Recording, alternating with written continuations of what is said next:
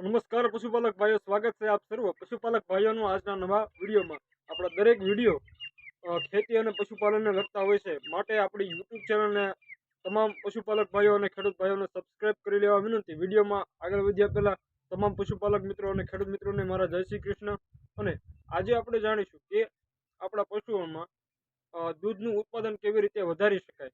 આપણો થંબનેલ જોઈને તમને ખબર પડી ગઈ છે કે મીઠાઈથી તમે એ જ જાણવા આવ્યા છો કે મીઠાઈથી ખરેખર કેવી રીતે આ શક્ય બની શકે કે મીઠાઈથી આપણા દૂધના એમ કહેવાય કે ફેટમાં પણ વધારો થાય, એસએનએફમાં પણ વધારો થાય।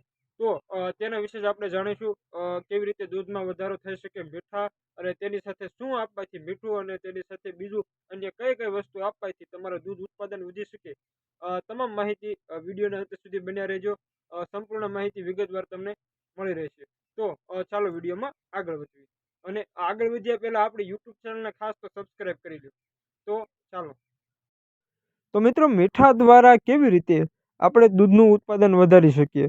તો આપણે જ્યારે અમુક સમય પછી તમને ખબર હોય કે આપણા પશુઓનું દૂધ ખારું થઈ જશે, ત્યારે તમારે અખતરો કરવો એ ખારા દૂધના તમારે ફેટ કઢાવવા, કેટલા ફેટ આવે છે, ખરેખર ફેટમાં પણ ત્યારે તમારે જોવાનું કે વધારો થતો હોય છે।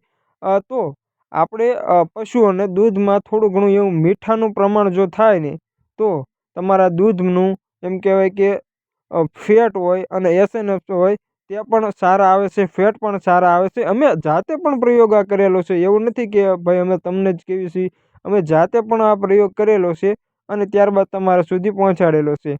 અમારે કાળી જો ગાય તમને સ્ક્રીનમાંથી દેખાતી હતી, એના અમારે 3 કે 3.5 ફેટ આવતા હતા।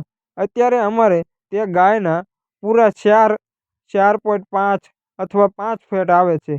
તો આટલા અમારે વધારો જોવા મળ્યો છે એક ફેટનો, અને હજી તો અમે આ ખવડાવવાનું શરૂ જ કરેલું છે।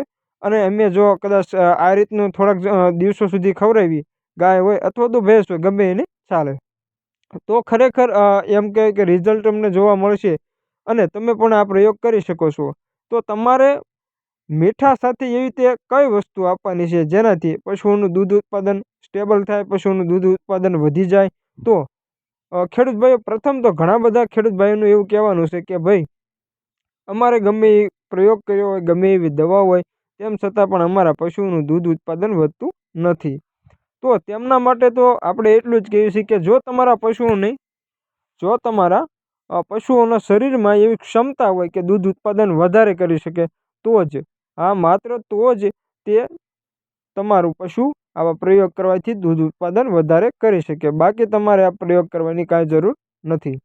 તો સૌપ્રથમ તમારે નમક લઈ લેવાનું છે। નમક જે તમે લો એ કાળું નમક લેવાનું છે, જે તમને સ્ક્રીનમાંથી દેખાતું હોય છે। આપણે ટાટા નમક કે એ બીજું એક કંપનીનું આપણે નમક નથી લેવાનું, આપણે જે સ્ક્રીનમાંથી દેખાય એ કાળું નમક લઈ લેવાનું। ઘણા પ્રકારના નમક આવે।